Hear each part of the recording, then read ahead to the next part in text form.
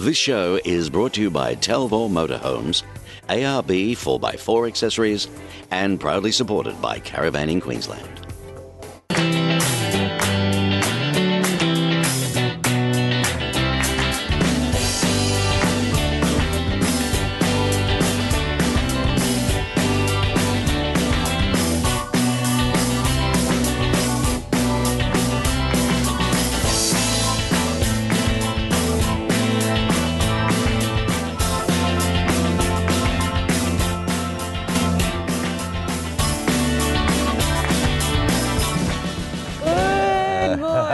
Good morning, Peter. How did you sleep? I slept like a log. How about you? Yeah, me too, after a big day yesterday. How are the sea legs? Well, I'm a little, but that's me, you know. Well, I'm full after my tuna. I'm so glad you enjoyed it, you know. I mean, there you go.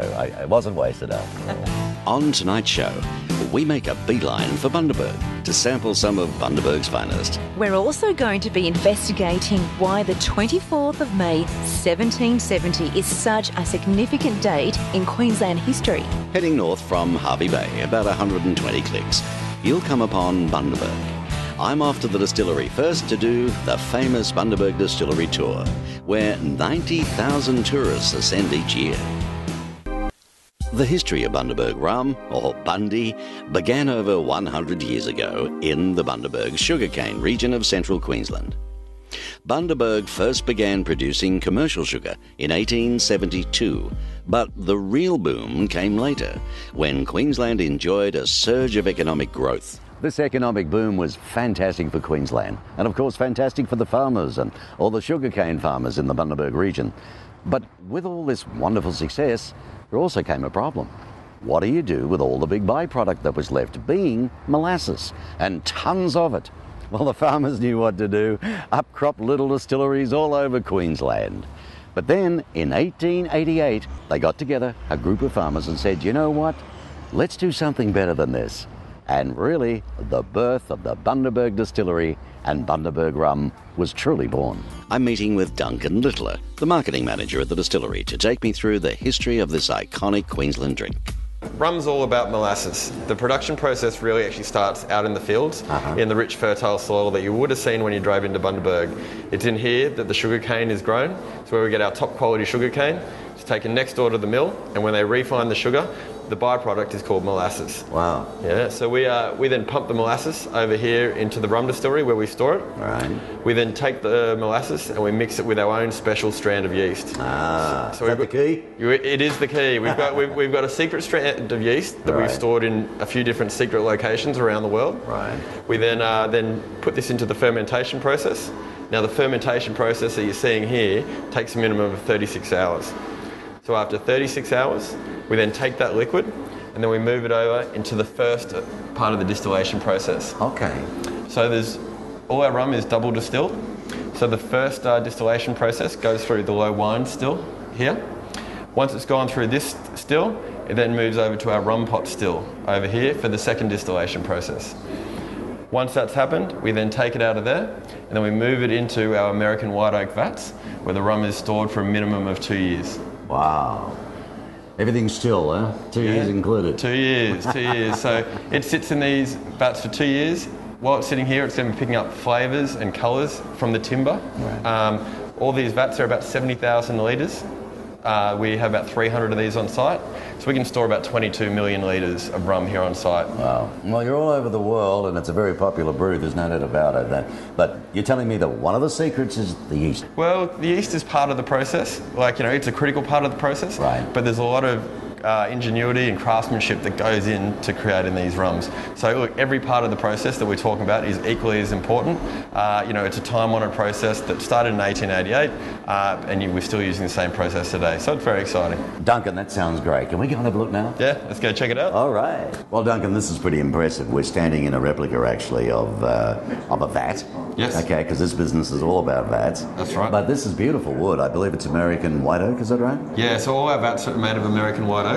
They're all assembled by our Cooper here. So Dave Schmieder is the cooper who's been making our vats for many years. Okay. He actually did his apprenticeship here in the 1970s. Really? Opened his business in 1982. Okay. So all the vats here on site, we have about 300 of them. They're all made with no glue and no nails. That's incredible. So they're all held together with steel rods. Well, this is huge. I mean, what size would this be? Well, this is a representation. This is about 2 metres high, but like actually out on site, they're about 5 metres high. Right. Yeah, and they hold about 75,000 litres. Okay, so what's next? Bottling? Cool. Let's go check out bottling. All right.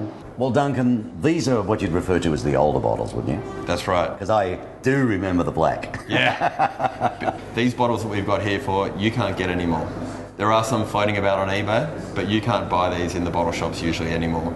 So what we have here is some of our limited releases that we've had out there. So, you know, Bundy Black that you were talking about, Right. 10 years of Bundy Black here. Then some of our other special bottles up here. So 101 to kind of commemorate 101 years after the big fire that we had here. Then also too, you know, we've got some of our sporting associations down here. And then you've got some other, you know, one-off releases down here as well. So, you know, you've got our 18-year-old, you've got the Centenary Decanter, but then also too, you have the newest edition that we've got in a new series of premium rums called the Master Distillers Collection. Okay. So really, these are antiques.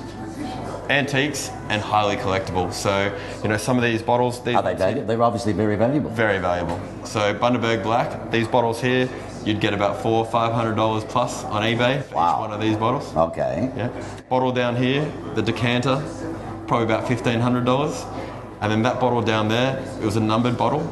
So bottle numbers 1, 2, and 3, we keep here on the distillery. Right. The guy that lined up for days and got bottle number 4 sold it on eBay for $7,000. You're kidding. $7,000. Wow. But before heading to the bar for a sample, which is included in the ticket price, it's well worth checking out the Bundaberg Rum memorabilia in the Bond store. So this is part of our heritage collection. So all products here are actually made from decommissioned vat timber used here at the Bundaberg Distilling Company. Wow. So what you're looking at here is a mini vat. Again, no glue, no nails. Right. You can actually age your own rum at home. Okay. That's a great idea. Decisions. There's quite a selection, let me tell you. I've got to try the new addition to the Bundy family. Muchas gracias. Thank you. All right. Well, here we go. White rum. Cheers, Mark. Cheers, Duncan. Prost. What do you think? Mellow. It's good, isn't it? Yeah, not bad at all. Very clean and crisp. No, it is nice. Yeah. It's quite nice. It's unusual to be drinking, you know, psychologically, a white rum. Yeah. Well, a white rum is very new territory for Bundaberg. But then at the same time, you know, globally, white rum is a very big thing. And there's something else you want me to try before we leave, is that Yeah. right? Now, this one is, thank you, Lauren. So, Mark, this is our Bundaberg Rum Royal Liqueur. This is the one that I was telling you can't get anywhere else in the world apart from here. Right It's here. Fantastic. It's a rum of rum, coffee, chocolate, and vanilla. Oh, man, I'm trying to take some weight off. Try it out. Let us know what you think. Oh, yes. I want some of that. It's been a pleasure, my friend. Look. Thank you for having us. No problem at all. Good luck Great with to the have you. Bundy.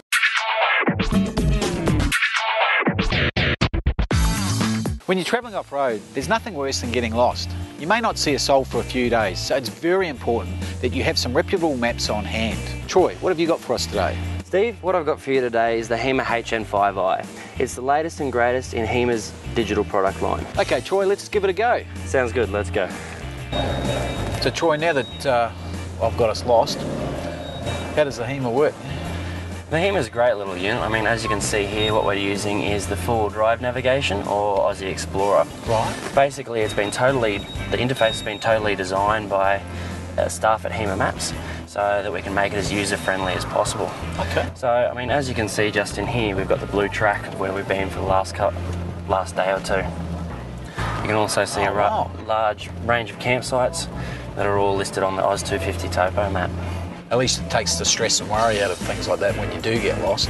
Yeah, no, it's great for that. I mean, you can even do things like if you just tap on this button here, we get a bit of a waypoint put in. So if you've got a camp from around the place, you can throw in a couple of waypoints you might want to go have your favourite rest areas. You can put them on, you can name all your waypoints and get a good idea of where you are at any stage. I mean, this is the off-road section, but there's also all the on-road stuff for when you're around the towns. And, Okay. That all has Camp 6 data integrated into it, so you can find other campsites around the place as well. So it can just about do anything except maybe map snakes that might come across our path? Yeah, it can pretty much do everything. It's designed to be an all-round GPS. You've got a AV input, so you can use reverse cameras in the system as well. It's got Bluetooth and FM functions, so you can use it as a hands-free device or play your music through it when you're travelling along. Oh, really? Yeah, it's a great little piece of gear. From that perspective, every four-wheel drive should have one? Whether you're doing your touring and camping or you're slightly more serious four-wheel driving, you can always get more detailed maps. I mean, this is a 1 to 250,000. You can get right up to 1 to 25,000 scale mapping, so you can see areas in a lot of detail. Not a bad drop.